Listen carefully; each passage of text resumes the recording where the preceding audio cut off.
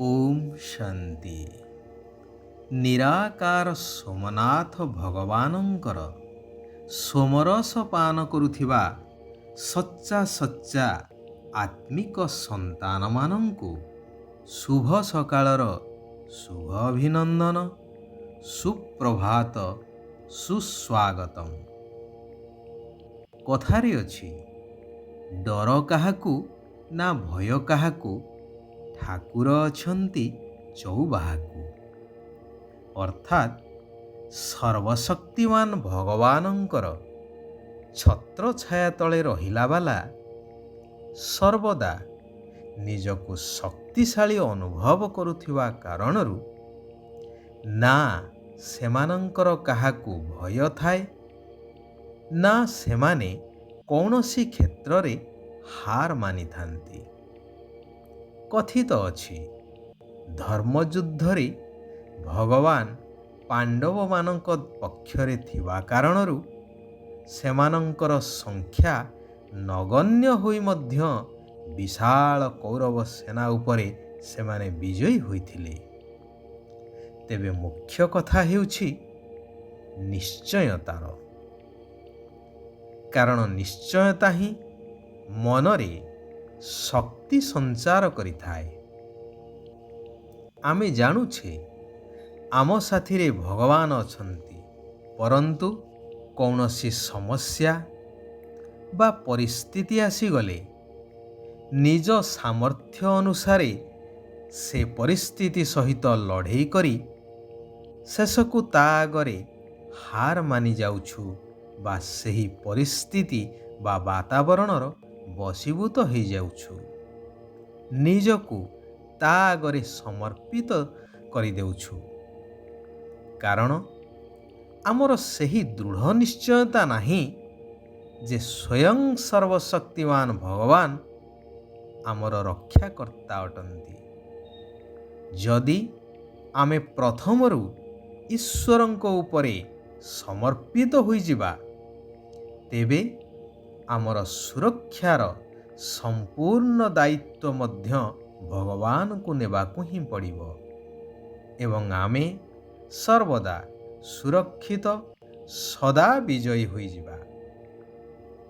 ଭଗବାନ କହୁଛନ୍ତି, ମଧୁର ଆତ୍ମିକ ସନ୍ତାନଗଣ, ନିଶ୍ଚୟ ରଖ, ଆମର ଯାହା କିଛି ଅଛି ସବୁ ଶିବ ବାବାଙ୍କର। ନିମିତ୍ତ ହୋଇ ଦାୟିତ୍ୱ ନିଅ, ତେବେ ସବୁ ପବିତ୍ର ହୋଇଯିବ। ତୁମର ପାଳନା ମଧ୍ୟ ଶିବ ବାବାଙ୍କର ଭଣ୍ଡାରରୁ ହେବ। ସେଥିପାଇଁ ମୋ ଉପରେ ସମ୍ପୂର୍ଣ୍ଣ ବଳି ଚଢ଼ିଯାଅ। ଭକ୍ତି ମାର୍ଗରେ କାଶୀ କଲବଟ ଖାଉଥିଲ ନା? ଏଠାରେ ଉଲ୍ଲେଖଯୋଗ୍ୟ କି କାଶୀ ବିଶ୍ୱନାଥରେ ଏକ ବିରାଟ କୂପ ଥିଲା, ଯାହାର ତଳେ ଶିବଲିଙ୍ଗ ରହିଥିଲା ଏବଂ ସମ୍ପୂର୍ଣ୍ଣ କୂପକୁ ଏପରି ଭାବରେ ଶାଣିତ ଖଡ୍ଗ ଦ୍ୱାରା ଆଚ୍ଛାଦିତ କରାଯାଇଥିଲା କି ମାଛି ପଡ଼ିଲେ ମଧ୍ୟ ନବଖଣ୍ଡ ହୋଇଯିବ ଭଳି। ଯେଉଁମାନେ ଶିବଙ୍କ ଉପରେ ବଳି ଚଢ଼ିବାକୁ ଚାହୁଁଥିଲେ, ସେମାନେ ଗଡ଼ି ଗଡ଼ି ଯାଇ ସେହି କୂପ ମଧ୍ୟରେ ପଡ଼ୁଥିଲେ, ଯାହାକୁ କୁହାଯାଉଥିଲା କାଶୀ କଲବଟ। ତେବେ ସରକାର ଏହି ଭୟଙ୍କର ଅନ୍ଧବିଶ୍ୱାସର ପ୍ରଥାକୁ ବନ୍ଦ କରିଦେଇଛନ୍ତି। ବଳି ଚଢ଼ିବା ଅର୍ଥାତ୍ ଦେହ ସହିତ ସବୁ କିଛିକୁ ଶିବ ବାବାଙ୍କ ଉପରେ ସମର୍ପିତ କରିଦେବା। ତେଣୁ ବୁଦ୍ଧିରେ ରହିବା ଦରକାର, ଯେତେବେଳେ ଆମେ ବଳି ଚଢ଼ିଲୁ ଅର୍ଥାତ୍ ସମର୍ପିତ ହୋଇଗଲୁ, ତେବେ ସବୁ କିଛି ତ ଶିବ ବାବାଙ୍କର ହୋଇଗଲା। ତେଣୁ ପ୍ରତ୍ୟେକ ପଦକ୍ଷେପରେ ତାଙ୍କର ମତ ନେବାକୁ ହିଁ ପଡ଼ିବ, ଅର୍ଥାତ୍ ତାଙ୍କ ଶ୍ରୀମତରେ ଚାଲିବାକୁ ହେବ। ଯଦି କୌଣସି କୁକର୍ମ ବା ବିକର୍ମ କଲ, ତେବେ ବହୁତ ପାପ ଚଢ଼ିଯିବ। ତନ, ମନ, ଧନ କୌଣସି ବି ଜିନିଷ ମନମତ ଅନୁସାରେ ଅର୍ଥାତ୍ ପାପ କର୍ମରେ ଲଗାଇ ପାରିବ ନାହିଁ। କାରଣ ଏହା ତ ଶିବ ବାବାଙ୍କର। ତେଣୁ ଏହାର ବହୁତ ଦାୟିତ୍ୱ ନେବାକୁ ପଡ଼ିବ।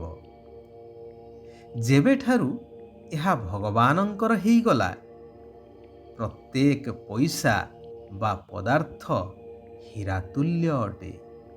ଯଦି ବ୍ୟର୍ଥରେ ଗଲା, ତେବେ ତାହାର ଭରଣା ମଧ୍ୟ କରିବାକୁ ପଡ଼ିବ। କୁହାଯାଏ ନା, every action there is an equal and opposite reaction. ତେଣୁ କିଛି ବି ଯେପରି ବ୍ୟର୍ଥରେ ନ ଯାଉ, ସେଥିପ୍ରତି ବହୁତ ଯତ୍ନଶୀଳ ହେବା ଦରକାର। ବାବା କହୁଛନ୍ତି, ମୁଁ ତ ତୁମର କିଛି ନେଉନାହିଁ। ମୁଁ ତ ନିରାକାର, ମୋର ଶରୀର ନାହିଁ। ମୋର କ'ଣ ହେବ? ମୁଁ ତ ଦାତା, ତୁମମାନଙ୍କୁ ଦେବା ପାଇଁ ଆସିଛି। କିନ୍ତୁ ତୁମମାନଙ୍କ ପାଖରେ ଯାହା କିଛି ବି ଅଛି, ତାହାଦ୍ୱାରା ମନୁଷ୍ୟମାନଙ୍କୁ କଉଡ଼ିରୁ ହୀରାତୁଲ୍ୟ କରିବାର ସେବା କରିବା ଦରକାର, ବା ସେସବୁକୁ ଏହିଭଳି ସେବାରେ ଉପଯୋଗ କରିବା ଦରକାର। ଅର୍ଥାତ୍ ସାରା ପତିତ ସୃଷ୍ଟିକୁ ପବିତ୍ର ସ୍ୱର୍ଗରେ ପରିଣତ କରିବାର ସେବାରେ ଉପଯୋଗ କରିବା ଦରକାର। ତେବେ ତୁମେମାନେ ଏହାର ଅନେକ ଗୁଣା ମଧ୍ୟ ପ୍ରାପ୍ତିର ଅଧିକାରୀ ହୋଇ ଭବିଷ୍ୟ ସତ୍ୟଯୁଗୀ ସ୍ୱର୍ଗରାଜ୍ୟରେ ଉଚ୍ଚ ପଦର ଅଧିକାରୀ ହୋଇପାରିବ ଅନେକ ଜନ୍ମ ପର୍ଯ୍ୟନ୍ତ। ବର୍ତ୍ତମାନ ସମସ୍ତ ମାନବ ସମାଜ ଅଜ୍ଞାନ ଅନ୍ଧକାର ମଧ୍ୟରେ ଅଛନ୍ତି। ସମସ୍ତଙ୍କୁ ଜ୍ଞାନାଲୋକ ପ୍ରଦାନ ପୂର୍ବକ ସମସ୍ତଙ୍କର କଲ୍ୟାଣ କରିବା ଉଚିତ। ଏହି ସତ୍ୟ ରୋଜଗାର ଅର୍ଥାତ୍ ସତ୍ୟଯୁଗୀ ନୂତନ ଦୁନିଆ ପାଇଁ ସତ୍ୟ ପିତାଙ୍କଠାରୁ ସତ୍ୟ ଜ୍ଞାନର କାରବାର ନିଜେ କରିବା ସହିତ ଅନ୍ୟମାନଙ୍କୁ ମଧ୍ୟ କରାଇ ହାତ ଭରପୁର କରିଯିବାକୁ ହେବ। ଏହାକୁ ହିଁ କୁହାଯାଏ ସଚ୍ଚା ସୌଦା କରିଲା ବାଲା ସଚ୍ଚା ବ୍ୟାପାରୀ। ହୃଦୟକୁ ଶୁଦ୍ଧ କରିବା ପାଇଁ ବାବାଙ୍କର ସ୍ମୃତିରେ ରହି ଭୋଜନ ପ୍ରସ୍ତୁତ କରିବାକୁ ହେବ। କୁହାଯାଏ ନା, ଯେମିତି ଅନ୍ନ ସେମିତି ମନ। ଯାହାକୁ କୁହାଯାଏ ବ୍ରହ୍ମା ଭୋଜନ, ଯାହାର ଗାୟନ ଅଛି କି ଦେବତାମାନେ ମଧ୍ୟ ବ୍ରହ୍ମା ଭୋଜନ ପାଇଁ ଆଗ୍ରହୀ ଥିଲେ।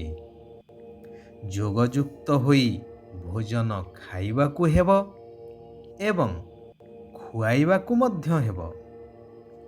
ବିକାରଗୁଡ଼ିକୁ ତ୍ୟାଗ କରି ଜ୍ଞାନରତ୍ନ ଦ୍ୱାରା ନିଜେ ସଜେଇ ହେଇ ପୁଣି ଅନ୍ୟମାନଙ୍କୁ ମଧ୍ୟ ସଜେଇବାକୁ ହେବ।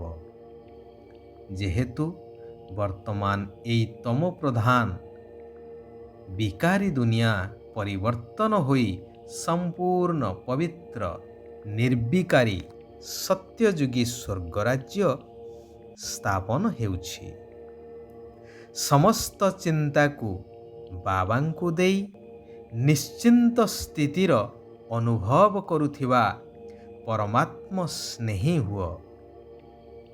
ଏହିଭଳି ପରମାତ୍ମ ସ୍ନେହୀ ହିଁ ପରମାତ୍ମାଙ୍କର ହୃଦୟ ସିଂହାସନ ଉପରେ ବସିଥାନ୍ତି।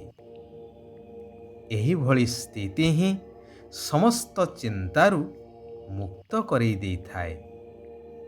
ମୋର ଶବ୍ଦଠାରୁ ମୁକ୍ତି କରାଇ ଦେଇଥାଏ। କୌଣସି ପ୍ରକାରର ହଲଚଲକୁ ସମାପ୍ତ କରିବାର ସାଧନ ହେଲା ସୃଷ୍ଟି ନାଟକ ଉପରେ ଅଟଳ ନିଶ୍ଚୟ ରଖିବା। ଆଚ୍ଛା, ଆଜି ପାଇଁ ଏଇଠାରେ ଆମେମାନେ ବିରାମ ନେବା। ଆସନ୍ତାକାଲି ପୁନଶ୍ଚ ଆମେମାନେ ସେହି କଲ୍ୟାଣକାରୀ ପରମାତ୍ମାଙ୍କର ଆଉ କିଛି କଲ୍ୟାଣକାରୀ ମହାବାକ୍ୟ ଉପରେ ଆଲୋଚନା କରିବା, ନିଜ ଜୀବନକୁ ପରିବର୍ତ୍ତନ କରିବା ସହିତ ସାରା ବିଶ୍ୱକୁ ମଧ୍ୟ ପରିବର୍ତ୍ତନ କରିବାର କାର୍ଯ୍ୟ କରିବା। ଓମ୍ ଶାନ୍ତି, ଓମ୍ ଶାନ୍ତି, ଓମ୍ ଶାନ୍ତି।